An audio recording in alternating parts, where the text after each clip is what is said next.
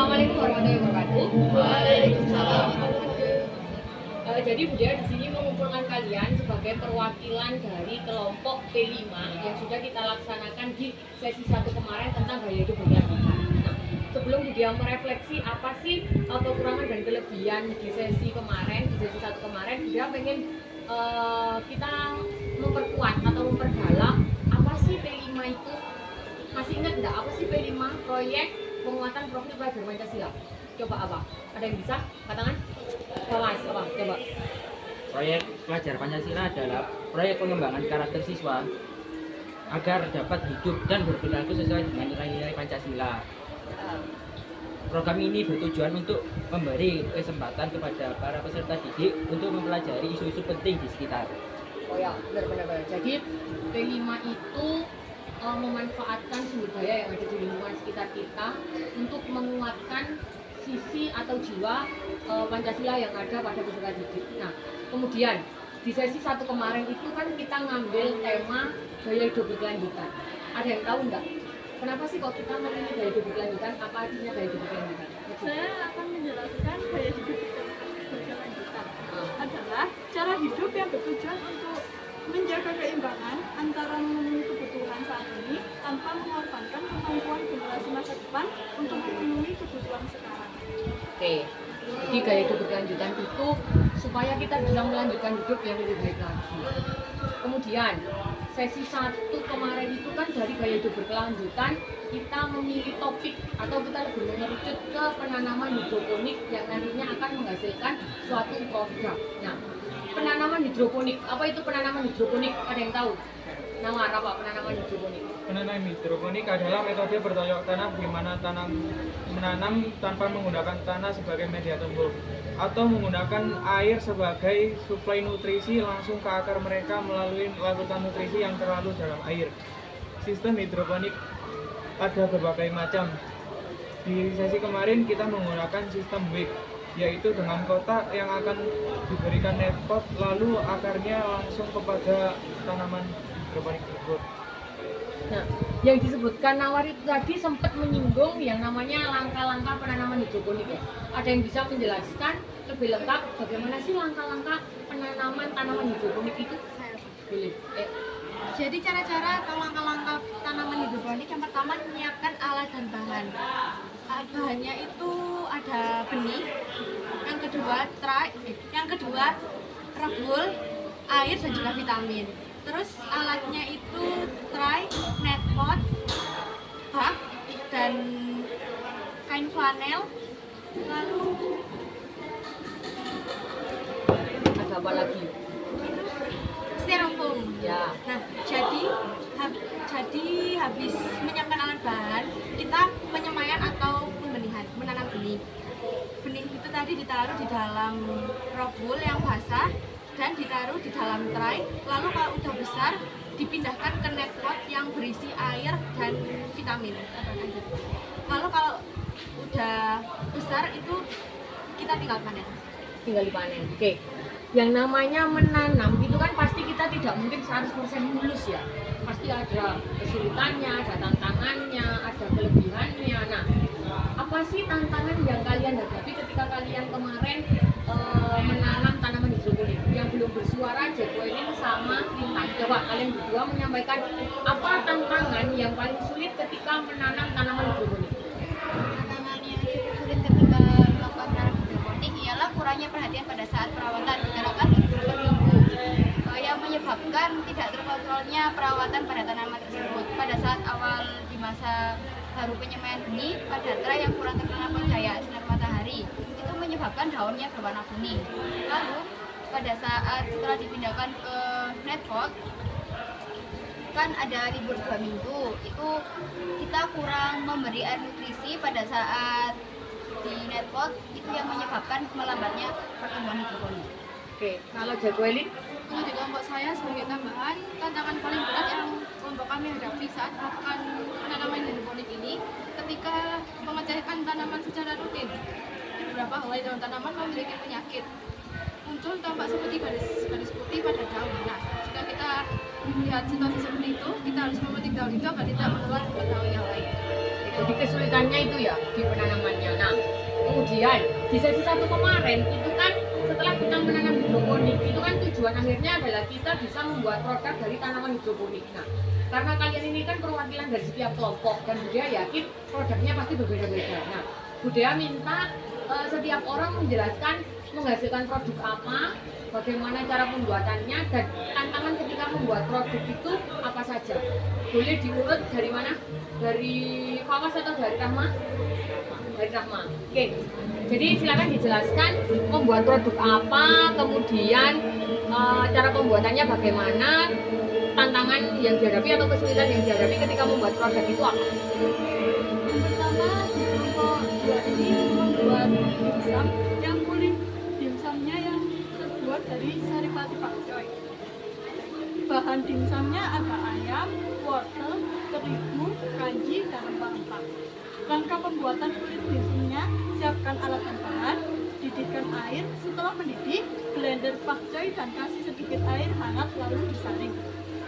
3. Siapkan wadah, masukkan air saripati pakcoy, terigu, garam, tepung sagu, dan minyak sayur. Aduk hingga rata, bilas tipis-tipis, dan cetak bulat menggunakan tutup gelas. Lakukan berulang-ulang hingga adonannya habis.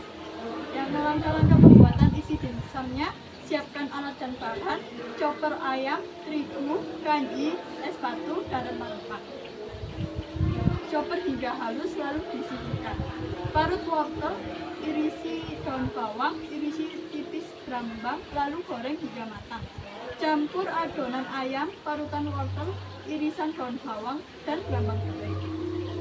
Cara membuat dimsumnya, yang pertama, siapkan kulit dan isi dimsum. 2.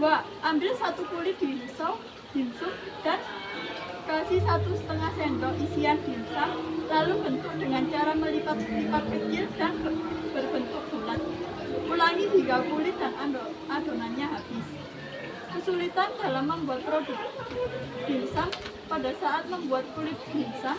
Pada membuat kulit dimsum ini kita harus menggiris dengan tipis supaya tidak ada rasa kulit yang terdapat pada dimsumnya. Terima kasih. Oke, kesulitan yang dihadapi apa?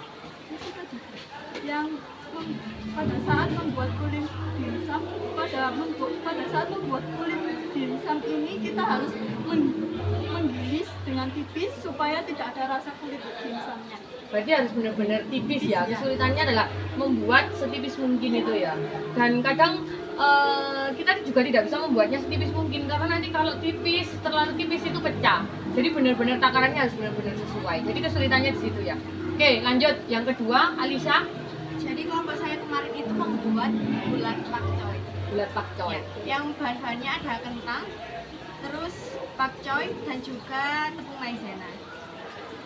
Langkah-langkahnya yang pertama itu pakcoy itu di blender, dihaluskan, lalu diambil sari-sarinya dan kentangnya itu dikukus, lalu dicampur dengan sari pakcoy.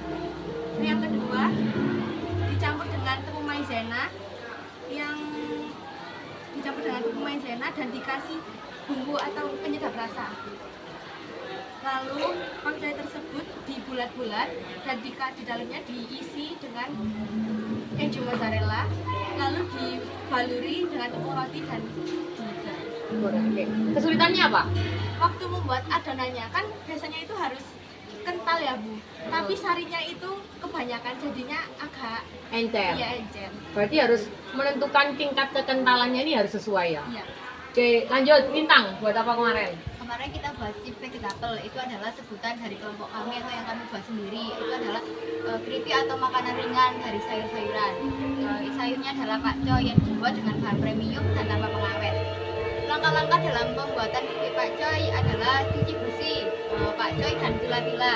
Lalu siapkan wadah dan tuangkan tepung kobe ke dalam air dan aduk hingga merata. Lalu balur pakcoy dengan adonan tersebut. Lalu siapkan wajan dan tuangkan minyak, nyalakan kompor, tunggu hingga panas. Setelah itu masukkan 1 helai pakcoy yang sudah dibalurkan dengan tepung kobe, lalu tunggu hingga mengembang ke atas. Setelah itu goreng hingga berwarna golden brown, lalu tiriskan pakcoy yang sudah digoreng, lalu pakcoy siap disajikan. Lalu untuk kesulitan yang terjadi pada saat pengolahan produk tersebut adalah Kalau ketika kita membalurkan tepung kopinya terlalu banyak, ketika digoreng pakcoynya tidak menjadi kriuk. Oh, lemes malahan ya. Ya, tapi kalau kita juga kurang memberi tepung kopi nanti apa ya tuh? Nggak malah jadi lembek. Jadi berarti benar-benar penakaran ketika memberikan tepung Kobe itu benar-benar harus pas ya. Iya, kalau kebanyakan juga nggak jadi, kalau kekurangan Sedikit kan juga nggak jadi. Lalu pada saat penggorengan, kalau minyaknya kebanyakan juga nanti waktu ditiriskan masih ada minyaknya, kalau kesedikitan juga nggak kering sampai ke dalam. Oke, berarti di minyak juga ngaruh ya. Iya. Oke, lanjut. Jacqueline. Untuk kelompok saya di kelompok 5 kami memutuskan untuk membuat kerupuk jeli atau agar-agar. Nah, dalam proses pembuatan ini siapkan satu bunga pakcoy sudah dipotong dan sisakan daunnya. Lalu blender dengan tambahan air 100 ml dan sari. Siapkan bubuk jeli atau agar-agar sesuai selera. Tuang air dengan 400 ml ke dalam panci. Lalu tambahkan saringan pakcoy yang sudah di blender tadi, serta gula dan eses vanila. Aduk secara pelan-pelan. Untuk penambahan varian, kelompok kami menambahkan 1 telur kocok dan 1 bungkus santan kara. Aduk hingga merata, lalu panaskan hingga mendidih. Setelah mendidih, diamkan sebentar sampai uap panas menghilang. Lalu tuangkan gula pada jeli sesuai selera. Lalu simpan di dalam kulkas selama kurang lebih 2-3 jam dan jeli sudah siap untuk dinikmati. Untuk kesulitan dalam membuat produk ini sendiri, ketika kita mengaduk campuran jeli dan pakcoy itu harus tidak ada tekstur yang menggumpal dari bubuk yang biasakan dari bubuk jeli tadi. Jadi dalam proses yang diaduk saat campuran harus dingin dan diaduk pelan-pelan saja baru dipanaskan. Kesulitannya ketika tidak boleh ada bubuk yang mengental ya. Oke, itu yang benar-benar ketika mengaduk itu benar-benar harus rata supaya tidak ada bubuk yang mengental ya. Oke, lanjut. Nawar, membuat apa kemarin? Kalau di kelompok kami membuat yaitu bolu pakcoy. Kami memilih bolu pakcoy karena menurut kami bolu pakcoy itu makanan yang cocok untuk mengajak lapar. Lalu langkah-langkah pembuatan bolu pakcoy. Yang pertama, siapkan alat bahan. Yang kedua, bersihkan atau cuci pakcoynya dan potong pakcoy untuk diambil bagian daunnya saja. Yang ketiga, blender pakcoy, daun pakcoy dengan santan. Lalu yang keempat, lelehkan mentega. Kelima, masukkan SP, telur, susu, dan gula, lalu mixer hingga mengembang. Lalu masukkan mentega cair yang sudah dilelehkan tadi, campuran santan pakcoy, tepung terigu, dan baking powder. Lalu mixer bahan-bahan tersebut. Yang keenam, kukus selama 10-15 menit. Ketujuh, keluarkan dan beri topping sesuai selera. Kesulitan yang kami hadapi yaitu kami memakai dua resep. Yang pertama itu teksturnya lembut dan tidak keras atau tidak kenyal. Yang kedua, resep kedua itu terlalu banyak tepung terigu, lalu rasanya agak keras dan kenyal. Berarti mending pakai yang resep pertama. Diingat ya resep pertanyaan. Jadi nanti biar kalau ada kegiatan PKWU nanti itu bisa kamu kembangkan lagi. Itu ya. Oke, yang terakhir Fawas kemarin buat apa? Kalau kelompok kami membuat jus pakcoy. Alasannya kalau semuanya kan pada kayak bikin goreng-gorengan gitu aja. Jadi kalau biar ada minumannya membuat jus pakcoy. Caranya juga mudah. Yang pertama menyiapkan bahannya.